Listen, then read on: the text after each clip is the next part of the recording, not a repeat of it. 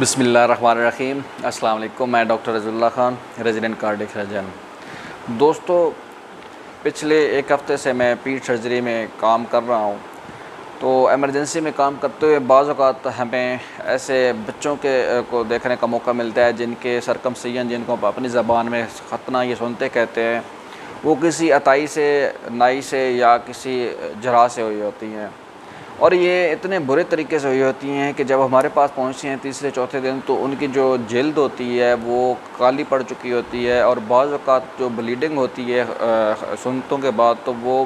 اس خون کو روکنے کے لیے انہوں نے سٹچ لگائے ہوتے ہیں، اور سٹچ بھی ایسا لگایا ہوتا ہے انہوں نے کہ وہ ان کے جیسے گلے میں پھانسی دیتے ہیں نا، تو ویسے ہی انہوں نے پھانسی دے کے اس کو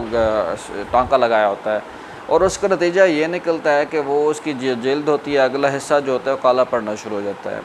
اب ایک ایسے ہی بچہ میں نے دیکھا جس کے ساتھ ایسے ہی ہو چکا تھا کہ اس کو ٹانکا لگا ہوا تھا اور اس کی جلد کالی پڑنا شروع ہو چکی تھی، اور وہ ایک آدھ دن اور لیٹ ہو جاتا تو ہو سکتا ہے اس کا عضو بھی ہمیشہ کے لیے ناکارہ ہو جاتا۔ تو میری والدین سے یہ التجا ہے، یہ درخواست ہے کہ اپنے بچوں کا جب بھی ختنہ یا سنتے کروائیں تو یہ چونکہ ساری زندگی کا اس کے اوپر ہوتا ہے دار و مدار،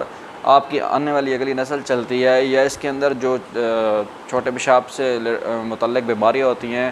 وہ بڑھ جاتی ہیں اگر آپ کا یہ صحیح طریقے سے اس کا آپریشن نہ ہو، پروسیجر کا یہ جو چھوٹا سا ہوتا ہے اس کا آپریشن نہ ہو۔ تو بہرحال آپ ہمیشہ کسی کوالیفائڈ ڈاکٹر کے پاس جائیں۔ ہاں، آپ کو چونکہ ہمارے جو گاؤں دیہات کے لوگ ہوتے ہیں وہ دور دراز علاقوں میں رہتے ہیں، ان کی بعض اوقات ڈاکٹر تک اپروچ اتنی اچھی نہیں ہوتی، وہ سمجھتے ہیں کہ وہ ڈاکٹر کے پاس جا کے تھوڑا سا ان کو مشکل پیش آئے گی، اور ٹائم بھی بعض اوقات کافی لمبا مل جاتا ہے، تو وہ ان کو اپنے محلے کے اندر ایک نائی مل جاتا ہے یا عطائی مل جاتا ہے جو کہ ختنے کر رہا ہوتا ہے، تو وہ اپنا ٹائم اور پیسہ بچانے کے لیے وہ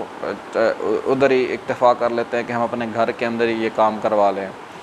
اب وہ جو ٹائم اور پیسہ بچاتے ہیں، حالانکہ پیسہ بھی اتنا نہیں بچتا، آپ وہ بھی 2 سے 3 ہزار لے رہا ہوتا ہے اور ڈاکٹر بھی 3 سے 4 ہزار روپے آپ سے لے رہا ہوتا ہے،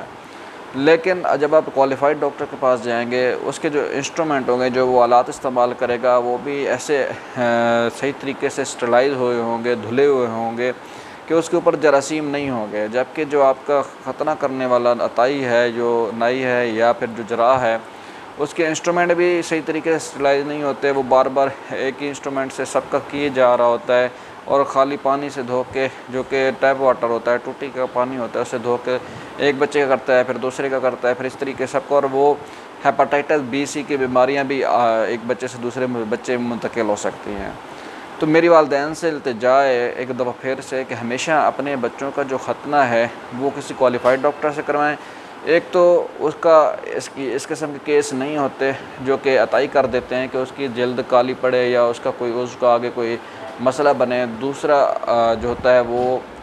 اس کو پتہ ہوتا ہے، اس نے پڑھا ہوتا ہے پروسیجر کے کیسے کرنا ہوتا ہے، جبکہ عطائی جو ہوتے ہیں یہ بغیر کسی چھان بین کے، انہوں نے دیکھا دیکھی جو ڈاکٹروں کو تھوڑا بہت دیکھ لیتے ہیں، تو یہ جلد بچوں کی زندگی بچائیں، اس سے آپ کی آنے والی اگلی نسلیں بھی چلنی ہیں، اس کو کوئی چھوٹے پیشاب سے متعلق بیماریاں بھی ہو سکتی ہیں، اور تیسرا جو ہے وہ کیا کہتے ہیں، وہ نامردی کی طرف نہیں جائے گا۔ تو بہرحال یہ کام آپ ضرور کروائیں، اپنا بچوں کے ختنے یا سنتے ضرور کسی کوالیفائڈ ڈاکٹر سے کروائیں۔ شکریہ۔